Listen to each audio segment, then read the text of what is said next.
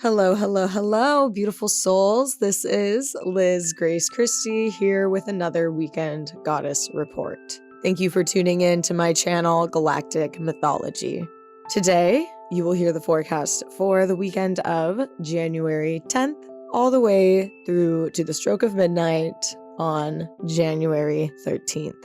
However, before we dive into this weekend, I cannot help but talk about the Los Angeles wildfires that have broken out overnight. I'm recording this podcast on January 8th, and I received news through social media because, to be honest, I don't really watch network programming. My heart goes out to my friends and family who are living in LA, as well as my shock to the fact that I was literally in Pasadena just shy of 10 days ago. I caught a train in LAX at the Union Station there to go to Arizona on December 29th. And before I was in Union Station that day, I was at the LA Arboretum leading a discussion on Pluto and Aquarius to the Fun Astrology podcast listeners. We had a meetup there I guess it's been 2 Sundays ago. Time is a little warped for me because I've been traveling so much and I've really have only been here in Portland for the last 3 days. I'm a bit shocked. I'm also feeling a little blessed that I was in LA or in the area over a week ago instead of last night. However, truly my heart goes out and I'm sending so much love and healing to that area. I grew up about 3 hours north of LA in the Central Coast, and I visited LA often, and I was just there sending love. And with that in mind, I do plan to discuss this coming weekend, January 10th through January 13th. But I couldn't help but look at some of the astrology for January 7th going into January 8th today, where I'm recording this podcast. I feel like the story really starts on this last Monday, which was January 6th. When we had this first quarter moon phase in Aries. The first quarter moon phase is a phase that implies a crisis, or rather the start of a crisis. It also could be metaphorically seen in a woman who is bearing a child. This would be the stage where she would actually start to show her pregnancy. So we could also consider first quarter moon phase being a point when something becomes visible or unavoidable. The first quarter moon phase sets the path to the full moon phase, which we will have on this next coming Monday the 13th. We'll have a full moon in Cancer because we are in the season of Capricorn. Oh, and earlier today, January 8th, the day that I'm recording this, the planet Mercury, the sacred trickster, ingressed from the sign of Sagittarius into the sign of Capricorn around 3 a.m. Pacific Standard Time. This implies during the start of the wildfires in Los Angeles, Mercury was at the Anaretic degree of Sagittarius. Another planet that was hanging out at the Anaretic degree of another sign was Mars. Mars retrograde in Cancer at the 29th degree. These two signs, Cancer and Sagittarius, are in conjunct one another. This means they're invisible to the eye, which is somewhat ironic considering the moon on Monday meant unavoidable visibility. So this opposition of implications suggests friction. Now, I'm sure there's some of you sitting there scratching your head being like, what is an anaretic degree and what the heck does that have to do with 29 degrees? Well, an anaretic degree has to do with every single sign of the zodiac at the 29th degree. It's the last degree of the sign. It is considered to be a transition point, a tension point, and a point of culmination. It is a snapping point in some ways, and in other ways, it is seen as the last chance that that sign has to get any sort of expression out that it needs. Of course, specific to the sign's element and energy. And on January 7th into January 8th, 2025, when these sporadic Los Angeles wildfires occurred, Mercury was at the Anaretic degree of Sagittarius at 29 degrees. and Mars retrograde in Cancer was sitting in conjunct at 29 degrees. They're both anaretic and they're both on their last leg. However, Mars is going backwards. So the energy coming off of Mars is similar to the La Brea tar pits, the dinosaur tar pits, a place where creatures from 50,000 years ago have been very well preserved and fossilized due to the asphalt-like tar that is in the La Brea tar pits. And for those of you that don't know, the La Brea tar pits are located in the Los Angeles area. Mars in Cancer for us in our skies today and throughout the weekend and to the full moon on Monday, January 13th, can be seen as a giant prehistoric crustacean at the very bottom of this La Brea tar pit, yet to be discovered and almost unfathomable in size. It's been lurking in the depths for quite some time. This weekend and this last week leading up into this weekend have very karmic flavors to them. Pedaling back to January 6th, we had a first quarter square moon in Aries around the 15th degree, and she found herself not alone. She found Chiron just 4 degrees away in the 19th degree of Aries. Chiron has to do with deep wounds, and once we address deep wounds or confront prehistoric crabs at the bottom of the La Brea tar pit, we will have the opportunity to properly cleanse. So this crisis moon stage is only setting up the works for us to go into this Cancer full moon on Monday. Hopefully the wildfires in LA will cease sooner than the occurrence of this Cancer full moon. However, I do feel that if Luna is shining her bright Cancerian light over Los Angeles on Monday, she will be sending waves of soothing waters. Soothing waters, hopefully not just in the form of tears from the eyes of people who have lost many things in the fire, pets, loved ones, and really their whole entire life is turned upside down. My heart goes out to you all. Allow yourself to feel the pain you are experiencing. Cancer is all about the feelings. Oh my goodness, there's just so much to talk about today. Did I mention that this Cancer full moon is also conjunct retrograde Mars? So I'm sorry, folks, but there's absolutely no more running away. This is reality, and this is a new reality. One that no one in physical existence today has ever experienced before. And it's challenging. It's challenging to step into a new form. And us humans, I don't know if you knew this, we don't really like change. So these changes, these disasters, this new way of being is literally being pushed onto us as a species. It is making us react, and it is making us quite literally change our frequencies. On top of that, Los Angeles is never going to look the same after 2025. It is well known that the fire risks are typically very high in Los Angeles year-round. However, unfortunately, the fire warning in our cosmos around the same time was very high as well. These anaretic degrees of Cancer and Sagittarius sitting at an inconjunct from one another didn't have to go this way. However, it did, because the energy supported something blowing up to an extent that it could no longer be ignored. Astrology can only give us a suggestive glimpse into the future, and it is an art that accounts for the concept of free will.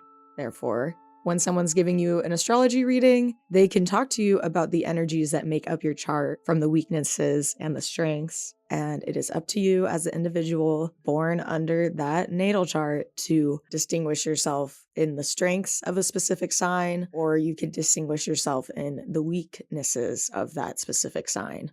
With that being said, the aspect of this inconjunct shared between Cancer and Sagittarius at the anaretic degree didn't have to go this way. However, there seems to be currents in our collective consciousness and in the energetic field that surrounds our Earth. And I would actually encourage those, if you're listening and you're a practicing astrologer who works with astrocartography, run a chart for LA with these dates, January 7th and January 8th. 2025 in that astrocartography and see what happens with LA. I'm very curious if there is any more energetic clues that give us hints as astrologers to this energy and the events that are occurring in LA at this time.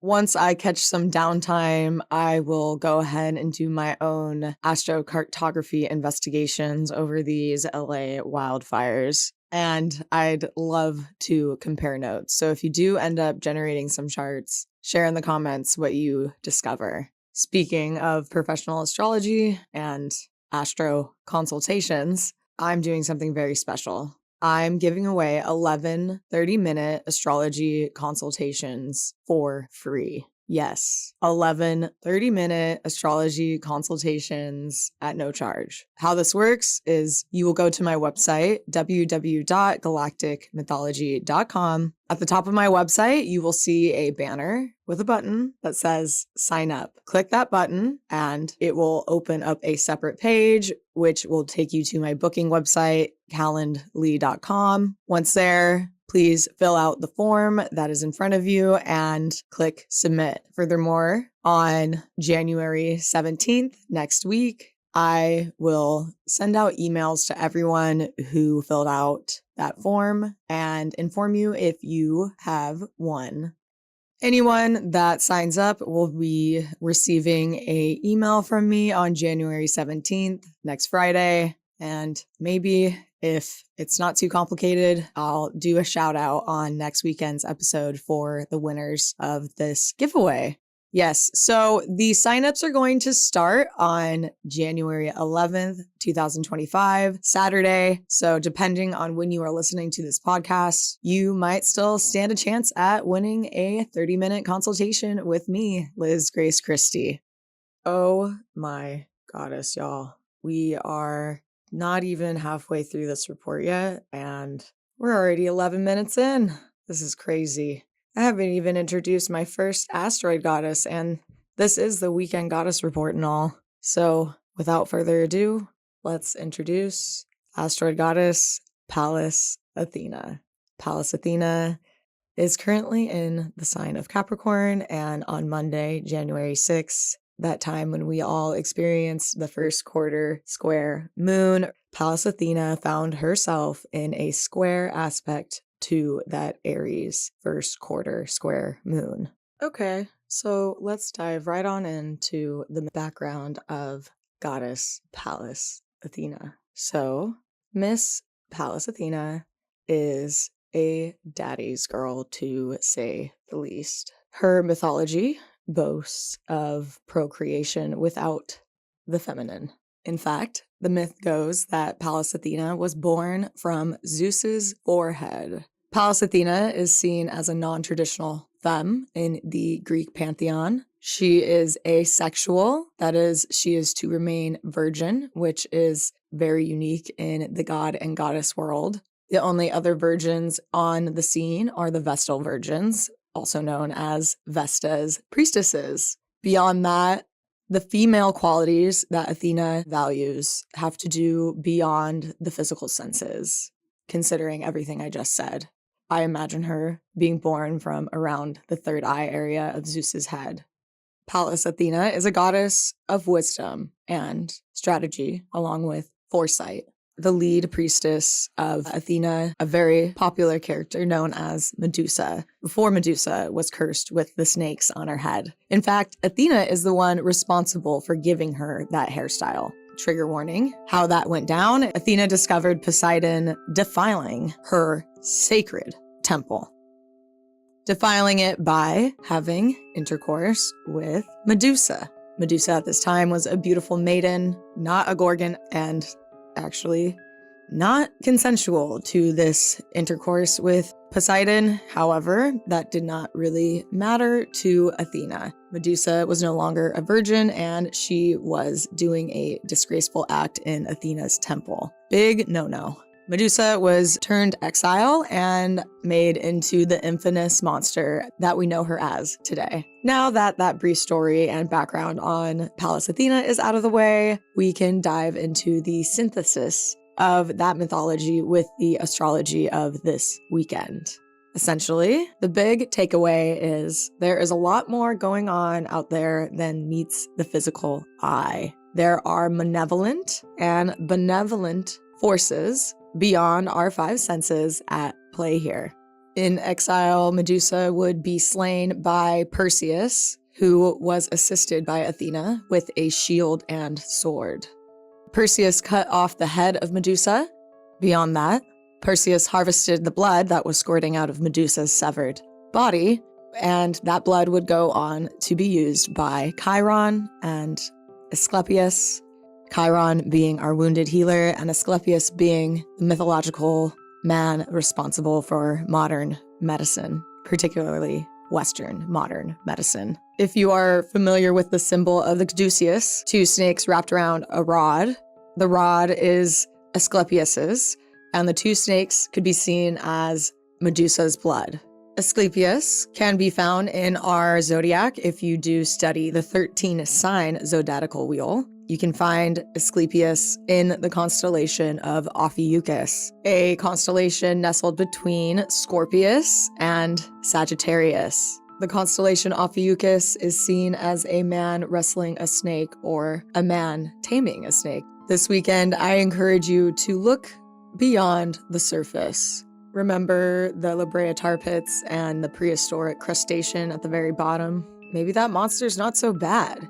If we can perceive through all the muck and get to that monster and resurrect it, we may find a cure. This weekend is a great weekend to go against the grain.